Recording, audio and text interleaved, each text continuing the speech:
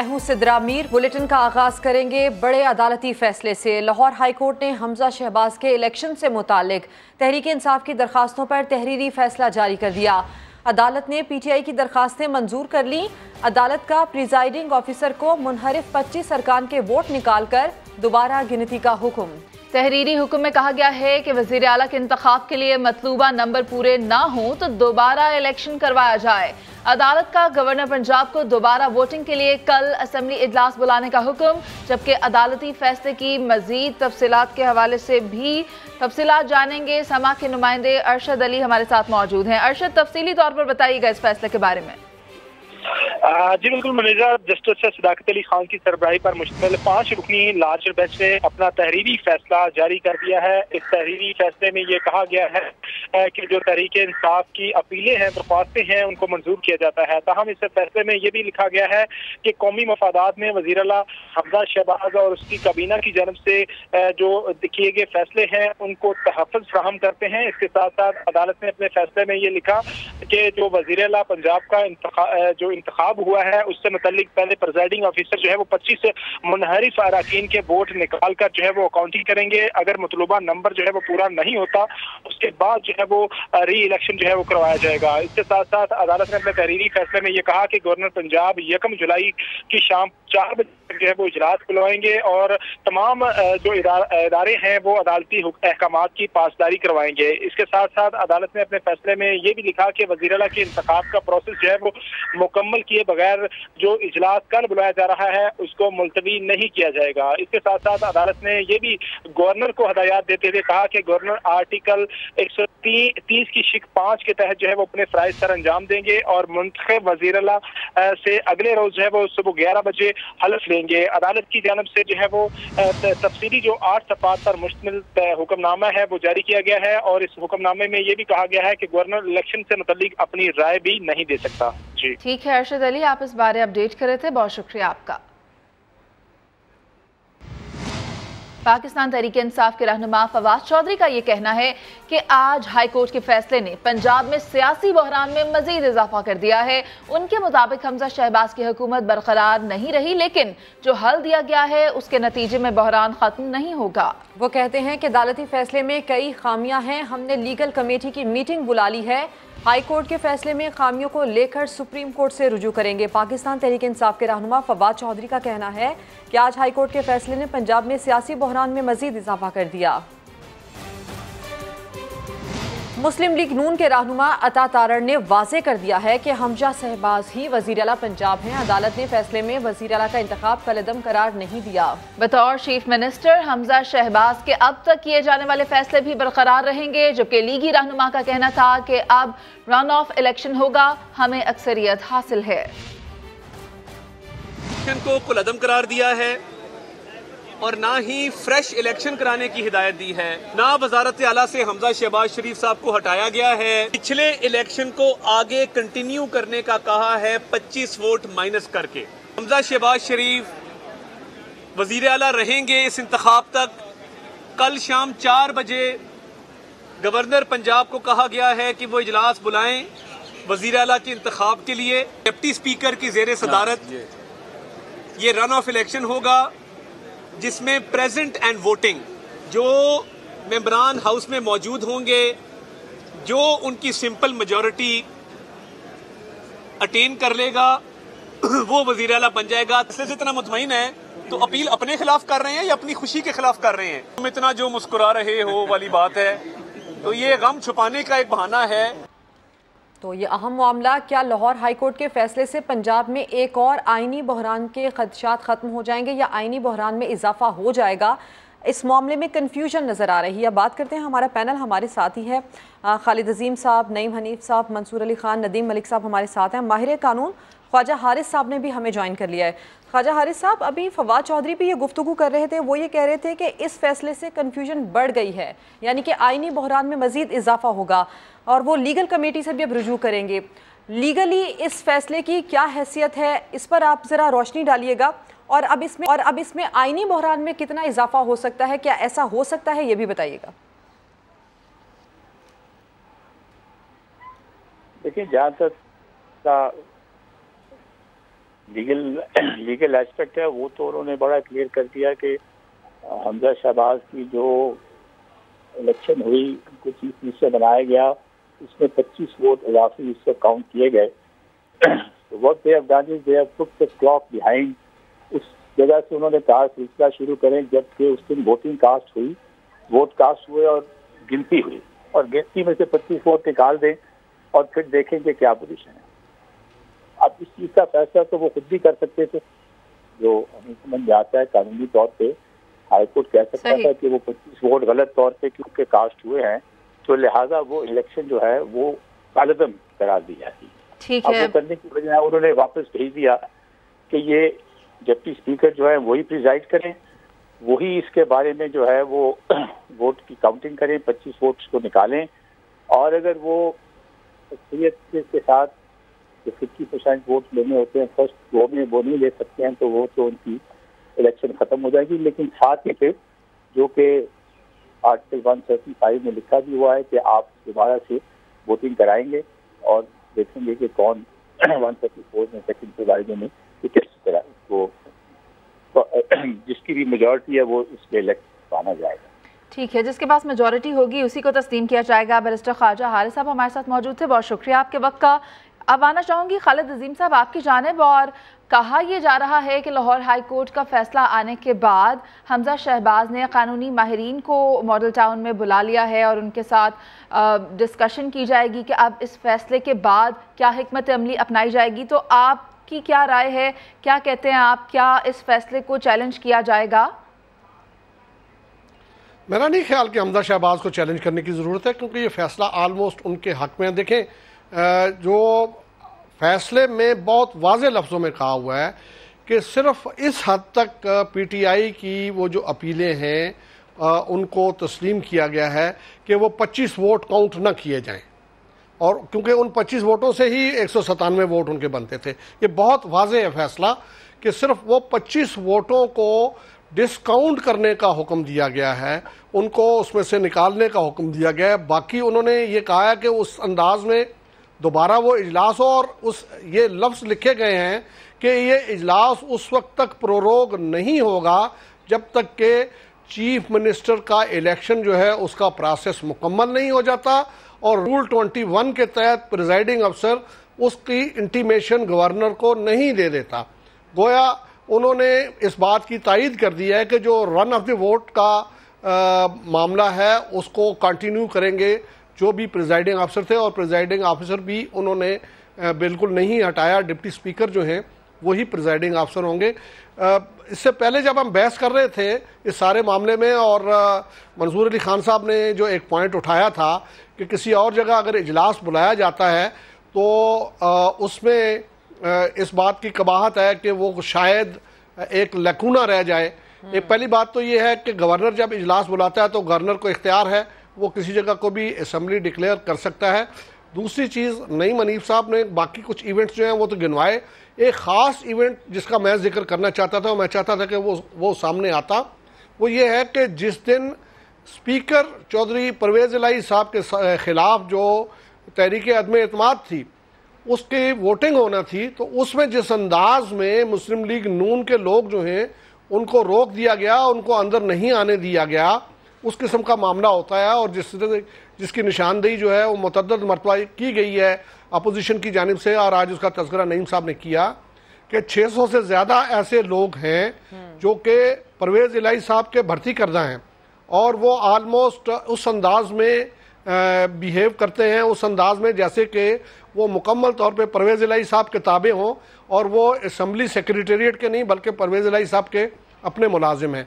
अब ये जो एलिगेशन है उसकी मौजूदगी में बहुत मुश्किल हो जाएगा कि वो स्मूथ प्रोसेस हो, अगरचे कोर्ट ने बहुत वाजे किया है कि तमाम लोग जो हैं वो अपनी लीगल और कॉन्स्टिट्यूशनल जिम्मेदारी पूरी करें, और जो पूरी नहीं करेगा उसके खिलाफ तौहीन अदालत की कार्रवाई होगी। और ज़ाहिर हमें मुझे और आप सबको पता है कि उसके लिए 6 महीने तक की जो है वो कैद की सज़ा भी हो सकती है, और जो डिस्क्वालिफिकेशंस होती हैं वो उसके अलावा हैं।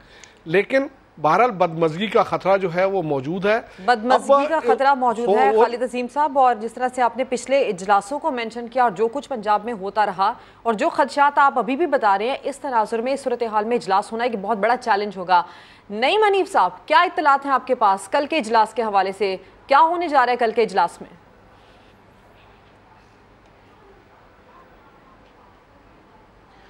चलें देखें, मैं ये तनाज़ा हल कर देता हूँ कि कल का इजलास परी में मुनक्कद हो रहा है।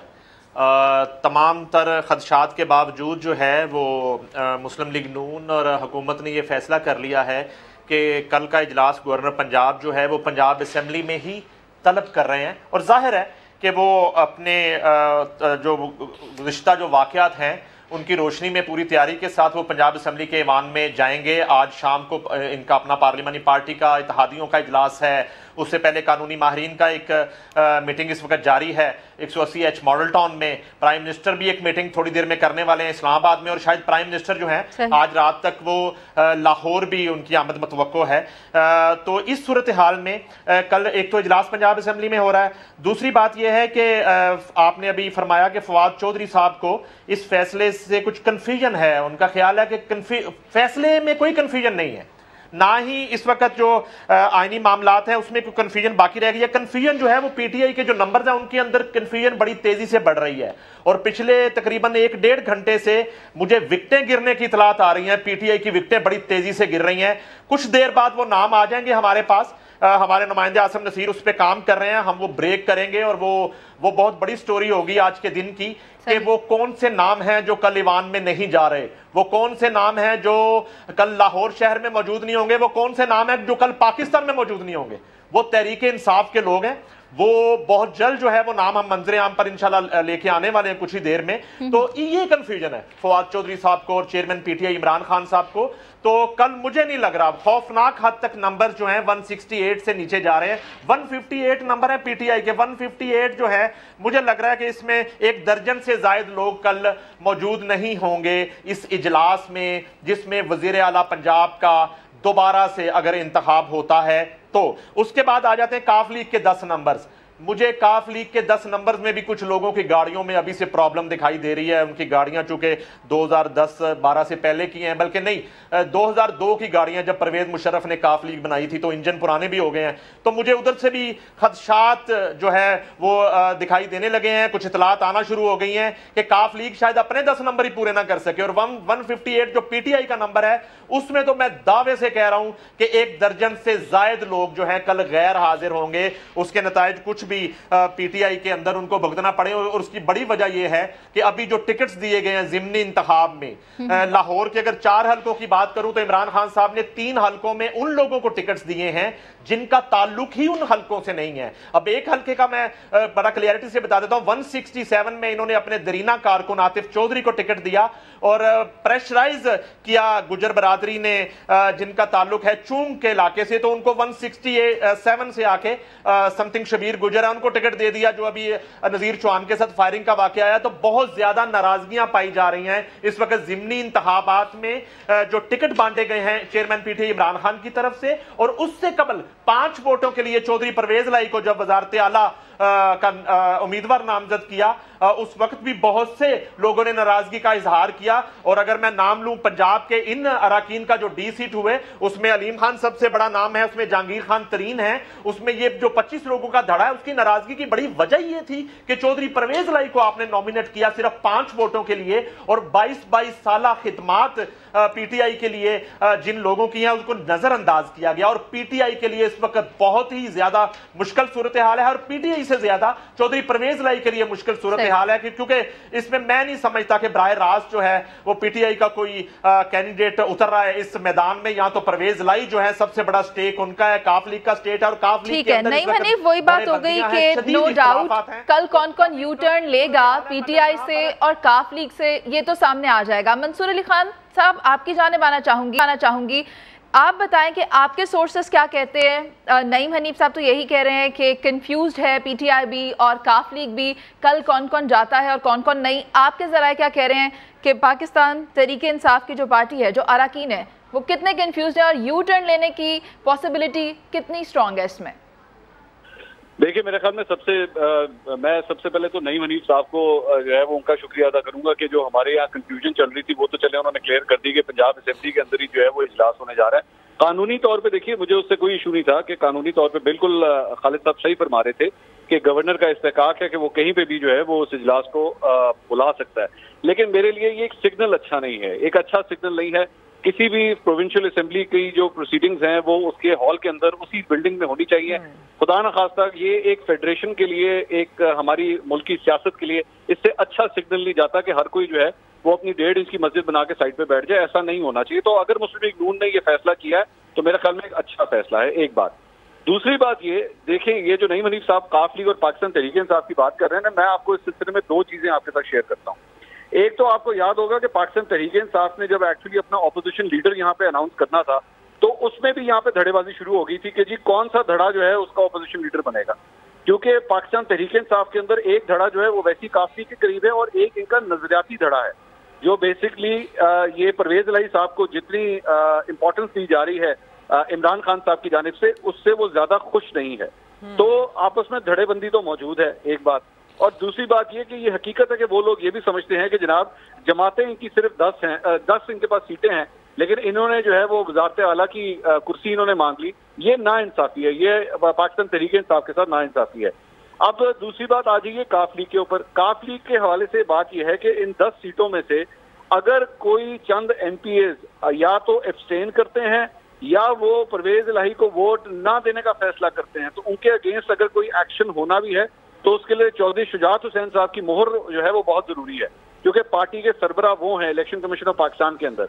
तो अगर चौधरी शुजात हुसैन ये फैसला करें कि हमने इनके खिलाफ एक्शन नहीं लेना तो उनके खिलाफ कोई एक्शन नहीं हो सकता। अब जाहिर बात है, मुझे तादाद नहीं पता कि कल जो है वो किसी की गाड़ी खराब होती है या नहीं होती, लेकिन मेरा ख्याल में इस वक्त नंबर गेम के लिहाज से पाकिस्तान तहरीक-ए-इंसाफ और उनके जो इत्तेहादी हैं उनके लिए ज्यादा बड़ी प्रॉब्लम है कि वो तमाम उन लोगों को असेंबली हॉल तक ला भी सकते हैं या नहीं ला सकते।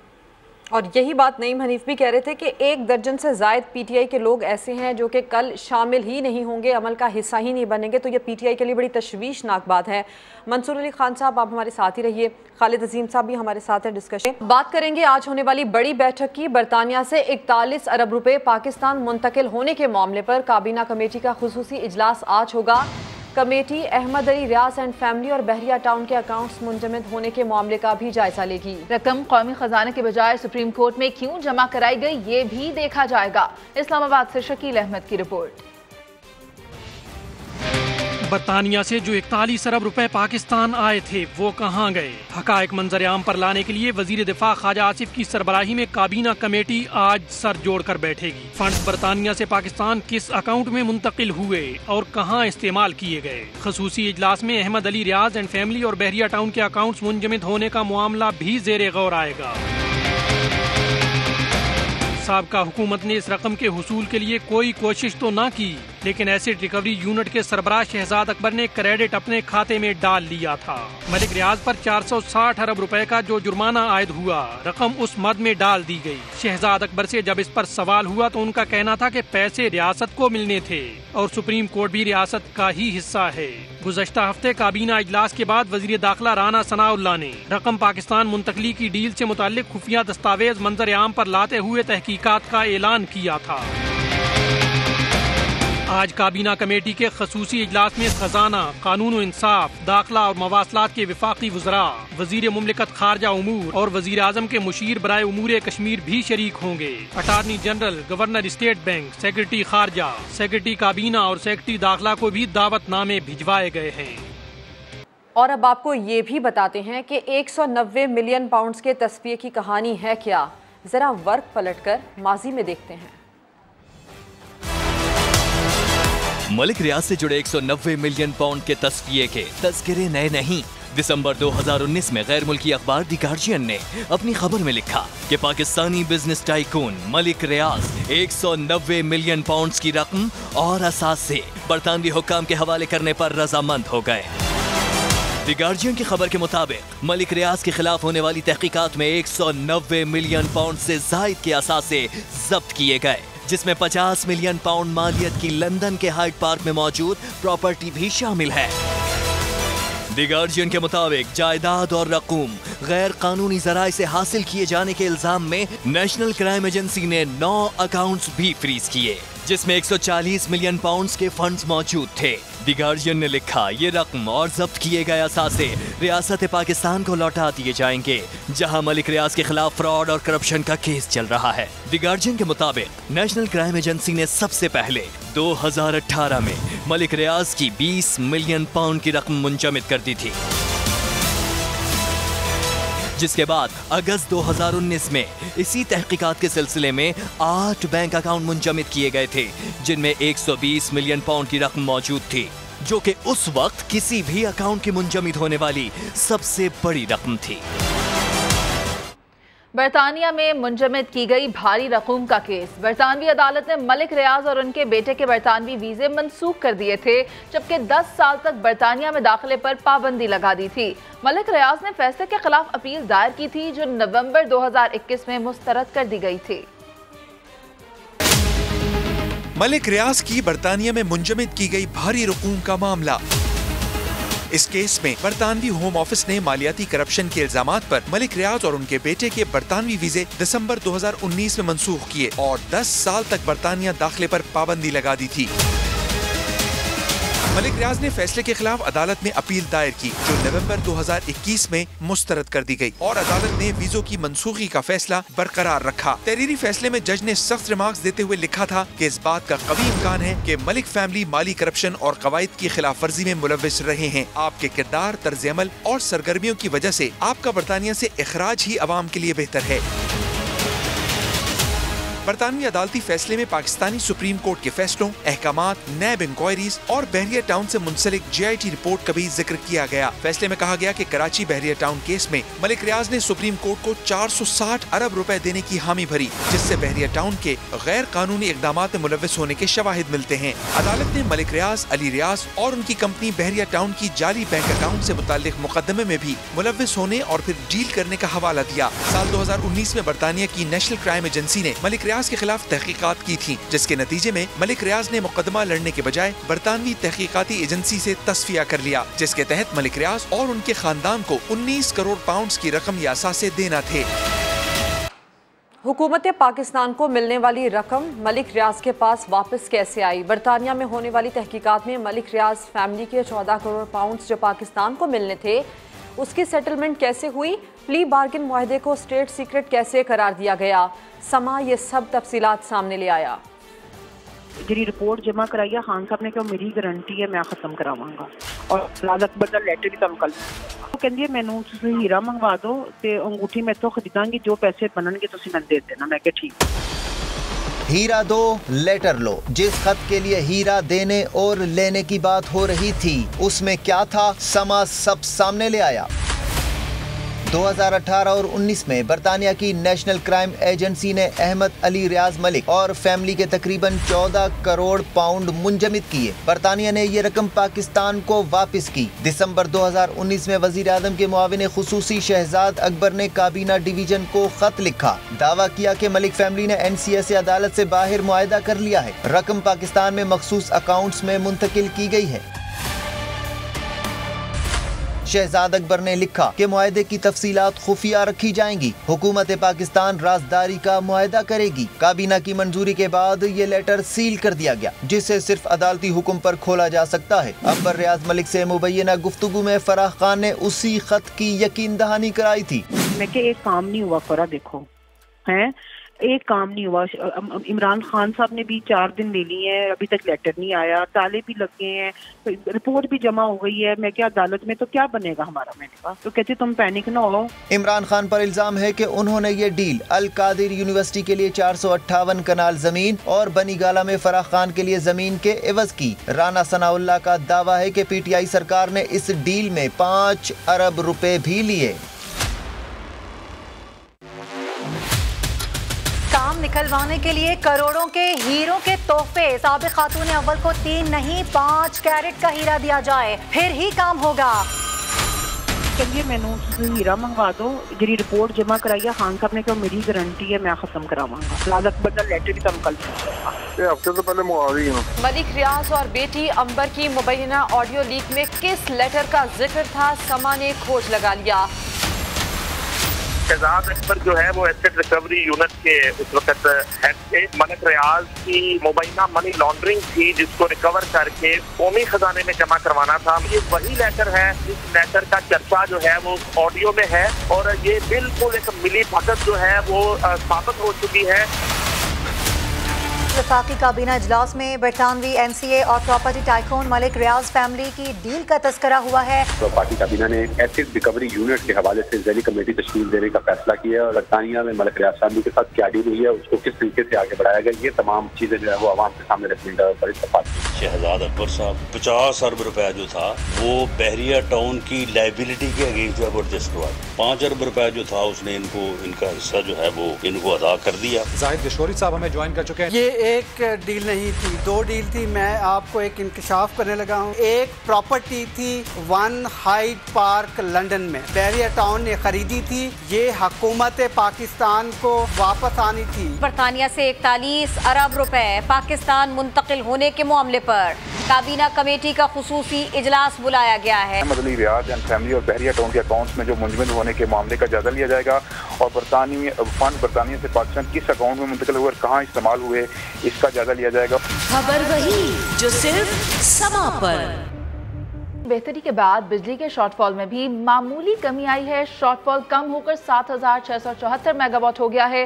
बिजली की मजमूई पैदावार 22,226 जबकि तलब 29,900 मेगावाट है। पावर डिवीजन के मुताबिक मुख्तलिफ शहरों में 12 से 16 घंटे लोड शेडिंग हो रही है। जी हाँ, मौसम की बेहतरी के बाद बिजली के शॉर्टफॉल में भी मामूली कमी आई है। शॉर्टफॉल कम होकर 7,674 मेगावाट हो गया है। बिजली की मजमूई पैदावार 22,226 जबकि तलब 29,900 मेगावाट है। महकमा मौसमियात ने कराची में हफ्ते से तूफानी बारिश की पेशगोई कर दी है। पहले स्पेल में 200 मिलीमीटर बारिश का इम्कान है। कराची में 2 जुलाई की रात से हवाएं दाखिल होना शुरू होंगी। 5 जुलाई तक गरज चमक के साथ मूसलाधार बारिश की तवक्को है, जबकि दूसरा स्पेल 7 या 8 जुलाई से शुरू होगा जो 3 रोज तक जारी रहेगा। प्री मानसून बारिशों का स्पेल पंजाब समेत लाहौर में दाखिल होगा। अर्बन फ्लडिंग का खदशा है और महकमा मौसमियात ने अलर्ट जारी कर दिया। मानसून के नए स्पेल में मामूल से ज्यादा बारिशों का इम्कान है जो 5 जुलाई तक जारी रह सकता है।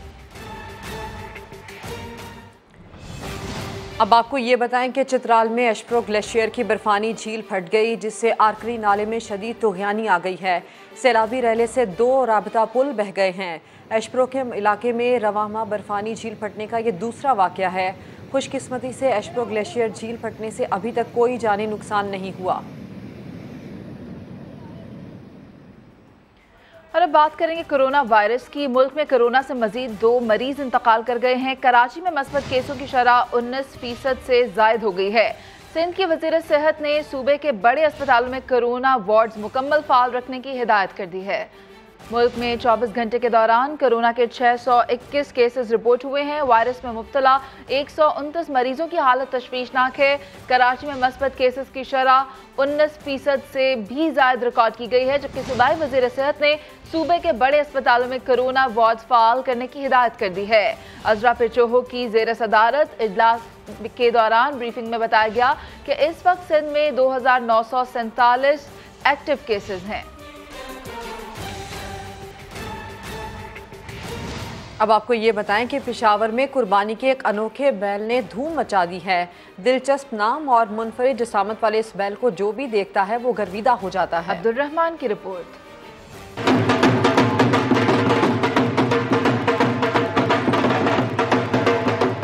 नाम बादल, उम्र 2 बरस और वजन 40 मन।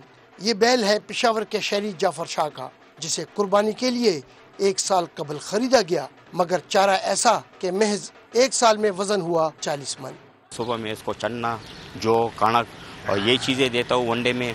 दोपहर के वक्त इसको मैं टोका शोका डालता हूँ।